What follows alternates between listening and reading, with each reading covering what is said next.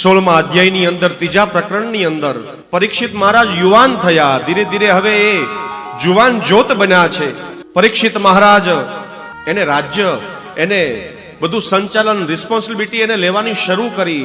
આનાથી આપણને એક મેસેજ મળે છે કે નાનો છોકરો હોય તમારો 5 વર્ષનો 7 વર્ષનો, એને પાણી લેવા મોકલજો કે જા પાણી લઈ આવો, પાણી પા મને, જા આમ કરતા હો. એને પહેલેથી તમે ટેવ પાડશો તો 20 વર્ષે તમને એમ નહીં કે તું હાથે લઈ આવ.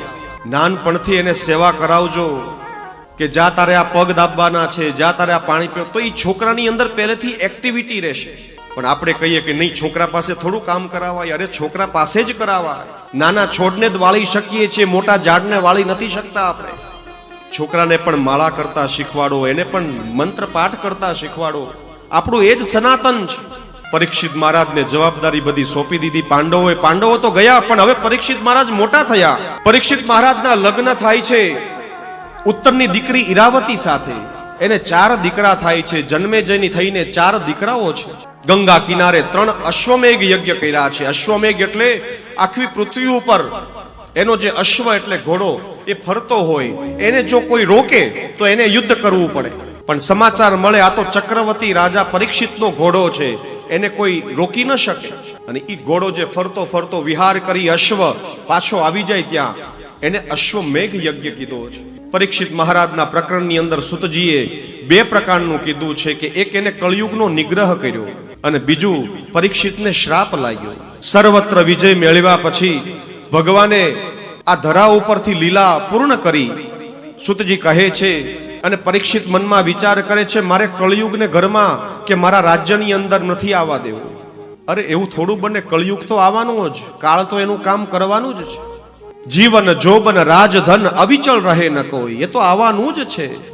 રાજા જનકને ખાલી સફેદ કલરનો વાળ દેખાણો હતો, વાળની અંદર, માથાની અંદર આખું રાજપાટ મૂકીને એ ભગવાન તરફ જઈ રહ્યો હતા. કળયુગને કંટ્રોલ કરે છે. ગાય અને બળદની વાત આવે છે. બંને એકબીજા વાતું કરતા હોય છે કે ભગવાન લીલામાં ગયા પછી આ કળયુગનો પ્રભાવ વધ્યો છે. એક કાળો વ્યક્તિ, કાળો રાજા વ્યક્તિ એ ગાય અને બળદને મારતો હોય. બંને એકબીજા વાત કરે છે કે આ ભગવાન ગયા પછી હવે જીવવાનું બધું બહુ ઓલું થઈ ગયું છે. પણ આ સાંભળતા જ પરીક્ષિત જોવે છે કે સામે કોઈક વ્યક્તિ એને મારી રહ્યો છે, ગાયને. મારો દિરંબ ભદ્રમ તે ખલનામ મહિષાસ્તરી. કોણ છો તું? મારા રાજ્યની અંદર તું હિંસા કરે છો ગાય ઉપર? અરે ગાવો મેં અગ્રતઃ સંતુ, ગાવો મેં સંતુ પૃષ્ઠતઃ, ગાવો મેં હૃદય સંતુ, ગવામ મધ્ય વસામ્ય. ગાય તો માતા છે, એને તું મારે છો?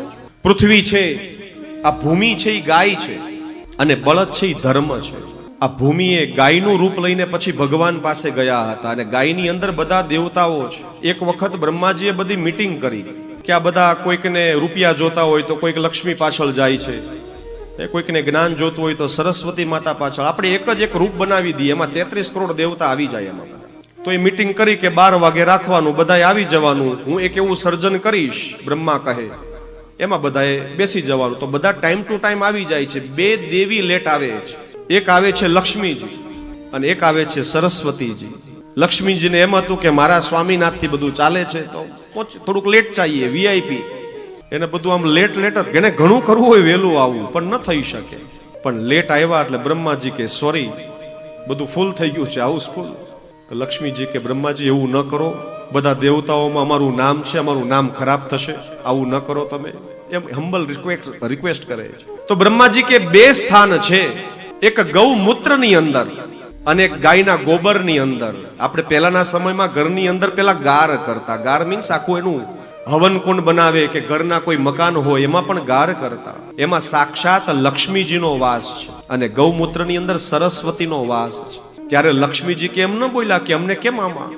કારણ કે ગાયનું પવિત્રતા છે. ગાય જેવું કોઈ તમે જુઓ, એની જે ચેતનાઓ હશે ને, કોઈ ભૂત પ્રેત પિશાચ ડાકીની એવી કોઈ નેગેટિવ એનર્જી ઘરમાં ન આવવા દે જે ગાય હોય છે. ગાવો મેં અગ્રતઃ સંતુ, ભગવાન ઠાકોરજીને એને ગોવિંદ કીધા છે. ગવામ મધ્ય વસામ્યહમ. માં યશોદા પણ ઠાકોરજીની બધી ઓલા કંસ મહારાજ બધા રમકડા મોકલતા હતા રાક્ષસોના, તો છેલ્લે પછી નજર ઉતારવા ગૌશાળામાં જતા માં યશોદા. એ ગાયની તાકાત છે. ગાયમાંથી જ દૂધ આવે છે, એની કિંમત તમે જુઓ. પછી એમાં તમારા એમાં દહીં નાખવું પડે, મિશ્રણ નાખવું પડે, પછી દહીં બને, દહીંમાંથી માખણ બને. આ પંચગવ્ય એટલે કીધું છે કે પંચગવ્ય જ્યાં જ્યાં ગાય હશે અને ગાય ઉપર તમે હાથ પણ ફેરવો, તમારા શરીરની અંદર એવા ચેતનાઓ તમે મહેસૂસ કરશો. ગાય ગાય છે. સર્વા ઉપનિષદો ગાવો દુગ્ધ ગોપાલ નંદન પાર્થો વત્સ સુધીર ભોક્તા દુગ્ધમ ગીતમૃતમ મહત. ગાવો ઉપનિષદો ગાવો.